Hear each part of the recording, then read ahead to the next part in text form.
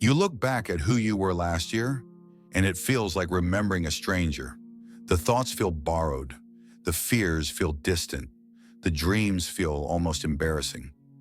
You scroll through old photos and feel a quiet dissociation. That person is you, and yet not you. Every year you wake up inside a slightly different mind. New desires, new beliefs, new limits for pain and hope. You wonder if this is growth or erosion. Are you becoming someone wiser, or simply shedding versions of yourself like discarded skins? Tonight, you sit with the unsettling truth. You have never been a single fixed identity. You have been a procession, a moving line of selves passing through time, each one thinking it is the final version, unaware it will soon be replaced.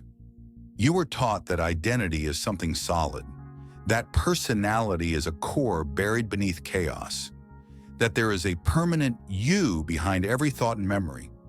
But what if that core is a story, crafted to keep you sane? Not a fixed self, but a narrative thread. Not an essence, but a shadow moving across time. The mind craves continuity, the way a ship craves a horizon. So it edits memory, it smooths contradictions, it stitches moments into a single autobiography. You say this is who I am, as if the sentence ends there. But coherence is not truth. It is a survival mechanism. Your identity is not a statue carved in stone. It is a story your brain keeps rewriting, because chaos is unbearable, and the illusion of a stable self is the price of staying human. Centuries ago, David Hume searched for the self and found nothing solid. Only thoughts, sensations, memories, a bundle of fleeting perceptions pretending to be one person. Later, Carl Jung whispered something even more unsettling. The ego is a mask worn by something deeper, older, and constantly shifting. You are not a single character. You are a cast of inner voices, taking turns behind the curtain. You think you are a statue, but you are a river that flows, changes, forgets, and remembers itself as something unchanging. You call this continuity, but continuity is just memory looking backward and pretending it was always the same. Every year the river shifts its course, and every year you call the new shape me. Imagine your mind as a vast landscape, shifting with invisible seasons. In spring you feel expansive, dreaming recklessly, believing everything is possible. In summer, you are alive with motion, building, connecting, chasing meaning in the sunlight of purpose. Then autumn arrives. You grow reflective, nostalgic. You look backward, collecting memories like falling leaves, wondering what they meant. And in winter, you retreat. You question. You break down what no longer serves you and begin again in silence. Every year, the climate changes. Trauma reshapes the soil. Love rewrites the weather. Time erodes mountains you once believed were eternal. You look back and think, I used to be a different person, but you were never inconsistent. You were seasonal, a living landscape, transforming as quietly and inevitably as the earth beneath shifting skies. Memory does not preserve reality. It edits it. Quietly, relentlessly, every time you remember, you reconstruct. And every reconstruction reshapes who you think you are. You never revisit the past as it was. You revisit it through the mind you have now. So when you change, the past changes with you. Its meanings rewritten, its emotions recolored, its lessons reinterpreted. You look back at your younger self and feel disconnected, almost alien. Not because that person was false, but because memory is a sculptor, constantly carving your identity into a new form.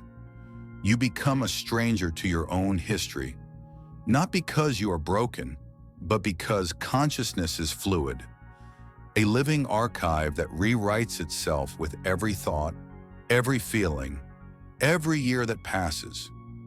Neuroplasticity is always working in silence.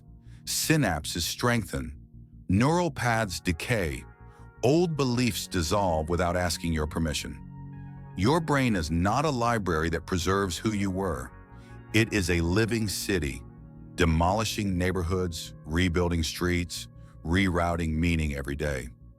Every year, you become a different biological structure, different wiring, different defaults, different emotional triggers and vulnerabilities. The habits that once defined you fade. The fears that once ruled you lose power or mutate into new shapes. The ambitions you carried like a compass quietly rotate north. You search for your old self as if they are archived somewhere inside you. But they are not stored. They have been overwritten. The person you were last year no longer exists in your brain's architecture. Only traces remain, like footprints in a city that has already been rebuilt. You tell yourself a story. This is who I am. You repeat it until it feels permanent, unquestionable, solid. But identity is not stone. It is a script under constant revision, written by experience, edited by pain, narrated by time. One year you are ambitious, chasing futures that feel urgent and bright. Another year you are exhausted, disillusioned, quietly stepping back from the world. One year you are spiritual, searching for meaning in silence. Another you are cynical, convinced meaning was an illusion all along. You call these contradictions, but they are chapters. You are not inconsistent, you are layered. You are a book that keeps rewriting itself, each version believing it is the final draft, unaware that time is already preparing the next revision. Sometimes the transformation feels disturbing. You wake up and feel distant from your own past, as if someone else lived that life for you. Why did I think that way? Why did I love that person? Why was I afraid of that dream? You feel a quiet dissociation, like waking up in a mind that no longer recognizes its own history. But this is not betrayal. This is psychological death and rebirth. Parts of you must die for others to survive. Old identities dissolve so new ones can emerge. You are shedding skins layer by layer, not losing yourself, but releasing versions that no longer protect you, no longer serve your survival. Every year, a part of you quietly ends, and every year something else is born. Believing it is the real you, unaware it, too, will someday become a memory. If you change every year, who is responsible for this life you are living? If there is no stable self, what anchors meaning, morality, purpose? This realization can feel terrifying, like standing on ground that refuses to stay solid. Existentialist philosophers stared into this void without blinking. Jean-Paul Sartre said identity is not a fact you discover. It is a project you build. You are not a finished being. You are a process, always becoming, never complete. There is no fixed essence guiding you from birth. There is only choice, action, and the weight of what you decide to become. This is the terror of flux, but it is also liberation. If you are always becoming, then you are never trapped. Your past does not imprison you. Your future is not predetermined. This is not a curse. It is radical freedom and the burden of creating yourself from nothing again and again. If you are not fixed, then you are not trapped. Your past mistakes are not permanent stains carved into stone. Your current limits are not eternal walls built around your future. Every year is a silent reboot, a quiet system update running in the background of your mind. Old code is rewritten. New possibilities are installed. You are not doomed to repeat the same patterns forever. You are allowed to evolve beyond your worst moments, your smallest beliefs, your outdated fears. You are not a finished product. You are a living software, patched by experience, upgraded by insight, transformed by time. Each year, a new version of you is released into the world. Some versions are stronger, some are wiser, some are still in beta, but none of them are final. You are consciousness in perpetual update, rewriting yourself again and again, in the quiet background of existence. To navigate this constant transformation, you must learn to observe it, not to control it, but to witness it. At the end of each year, ask yourself, who was I becoming? What beliefs quietly died? What values emerged from the ruins? What fears dissolved when I stopped feeding them? These questions are not about nostalgia. They are about awareness. Journal not to freeze your identity in ink, but to watch it move, to see the shape of your evolution as it unfolds. You are not documenting a static self. You are tracing the footsteps of a moving consciousness, a traveler who never stays the same place twice. Self-reflection is not about finding who you are. It is about watching who you are becoming, with curiosity instead of fear, with acceptance instead of resistance, with awe instead of denial. Growth rarely feels like triumph. It often feels like grief. Every new self is born from the quiet death of an old one. You outgrow beliefs, relationships, identities, and even when those versions of you were suffering, you still mourn them. You miss the person who dreamed without fear, the person who loved without armor, the person who believed the world was simpler than it is. Nostalgia is not just longing for the past. It is grief for former selves that can never return. You scroll through memories and feel tenderness for someone you no longer recognize, not because they were better, but because they were familiar. To grow is to lose. To evolve is to grieve who you once were. And yet, this quiet mourning is proof that you are alive, that you are moving forward, leaving behind ghosts that once called themselves you. Most people change without noticing, dragged by circumstance, reshaped by trauma, sculpted by habit and repetition. They wake up years later and wonder how they became someone they never chose. But change does not have to be accidental. You can evolve consciously. You can become the author of the person you are becoming, not through force, not through rigid control, but through gentle guidance, small decisions, quiet reflections, intentional shifts in thought and behavior. You cannot command the river of your mind, but you can place subtle stones that change its direction. Every choice is a vote for a future self. Every habit is a sentence written into tomorrow's identity. You are not just a passenger inside a changing mind. You are also a co-writer of the transformation, quietly shaping who will wake up inside your body next year. Try this ritual. At the end of each year, write a letter, from who you are now to who you once were, not with judgment, not with superiority, but with compassion. Ask your past self, what did you protect me from? What did you misunderstand about the world? What did you unknowingly prepare me for? You begin to see that every version of you was trying to survive, trying to grow, trying to love in the only way they knew. You begin to see continuity where you once saw a fracture. The child, the dreamer, the skeptic, the wounded one. They were not mistakes. They were stages of becoming. This practice turns memory into dialogue, and dialogue into understanding.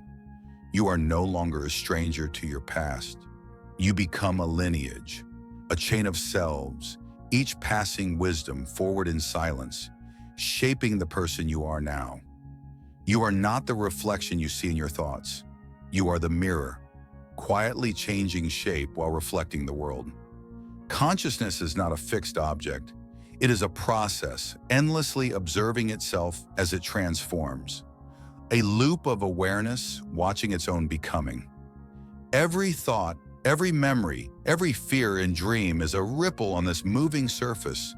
You mistake the ripples for the mirror, but beneath them, something is always shifting, recalibrating, awakening. You are not a final identity. You are evolution becoming aware of itself. Matter learning to witness its own transformation. Each year, the mirror bends, stretches, fractures, and reforms. And each time, you look into it and say, this is me. But the truth is quieter and more profound. You are not a static self. You are the act of becoming, consciousness watching itself change in real time, a moving mirror reflecting a universe that is never still. Change is frightening. It feels like betraying the person you once were, the promises you made, the identity you defended, the story you told yourself. You worry that becoming someone new means erasing someone real. But staying the same is also a betrayal of the person you could become, of the life that is waiting beyond your current limits. Courage is not rigid consistency. It is not clinging to yesterday's identity out of fear. Courage is transformation with awareness. It is choosing growth even when it feels like loss. It is stepping into a future self without needing permission from the past. Every time you evolve, a part of you whispers, "This isn't who we are." But evolution answers quietly, "This is who we are becoming." To change is not to abandon yourself. To change is to honor the future version of you that is trying to exist. Your emotions are storms, violent, beautiful, unpredictable, changing with the seasons of your life. Your habits are currents, subtle forces that guide you day after day, shaping your direction without you noticing. And your values are the ocean floor, ancient, slow-moving, formed over years, sometimes over generations, quietly deciding how deep your life can go. Storms come and go every year. Currents shift slowly, almost invisibly. The ocean floor changes across the lifetimes, tectonic and profound. You are all three. You are the storm that feels everything intensely. You are the current that carries you forward in patterns. You are the deep foundation that rarely moves but defines everything above it. When you feel like a different person each year, remember, the storm has changed, the currents have adjusted, but something deep within is still forming, patiently shaping the ocean of who you are becoming. People chase authenticity as if a true self is buried beneath layers of conditioning and fear, a hidden essence waiting to be uncovered. But what if there is no buried core? What if authenticity is not something you find, but something you build? You are not an archaeological site. You are an ongoing construction project. Authenticity is not peeling back masks to reveal a permanent face. It is choosing which masks become your face over time. You are authentic when you act in alignment with who you decide to become, not when you search endlessly for a mythical, unchanging self. Every choice you make is a brushstroke on your identity. Every value you adopt is a line written into your character. There is no hidden essence beneath the layers. There is only intention, action, and becoming. You are not authentic because you discovered your true self. You are authentic because you are courageously creating it moment by moment, year by year. Time is not merely passing around you. Time is working on you, quietly, relentlessly, without pause. Every conversation leaves a mark. Every heartbreak carves a deeper line. Every insight polishes a rough edge.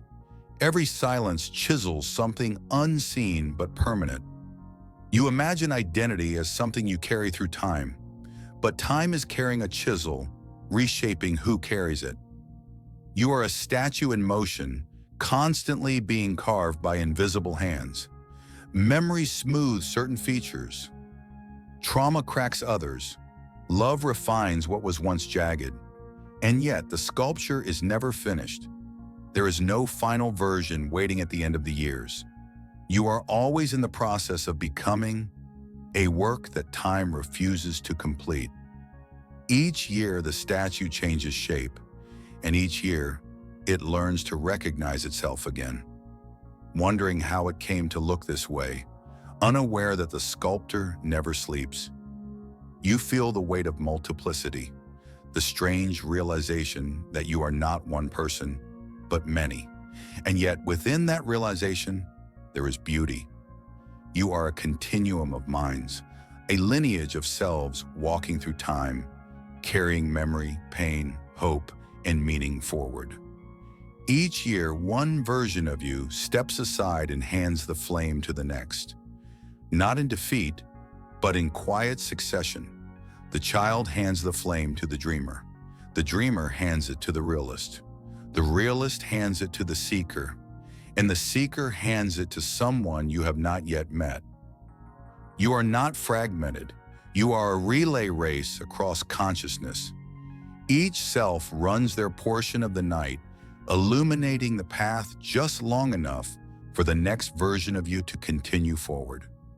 Through darkness, through uncertainty, through becoming, and together, all of them are you.